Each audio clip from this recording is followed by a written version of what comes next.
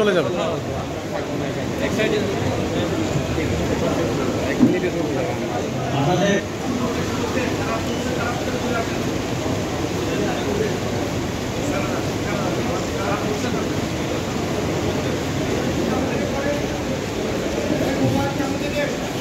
সম্মানিত সুধী মন্ডলী, আলহামদুলিল্লাহ দিনের প্রতি এত বেশি আমি যেটা বলতে চাইছিলাম যে পৃথিবীর ইতিহাস হচ্ছে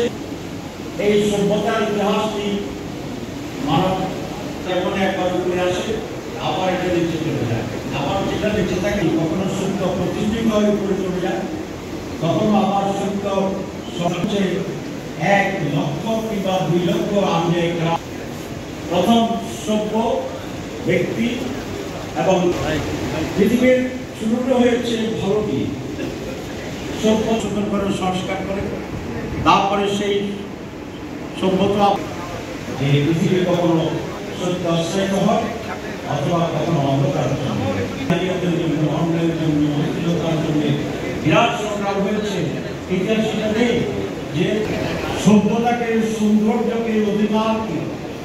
মানবতা চারিত হওয়ার অবস্থা তৈরি হয়েছে, দেশ ত্যাগ করতে হয়েছে, সত্য প্রতিষ্ঠার সেই সময় সুযোগ আমাদের সামনে আসছে।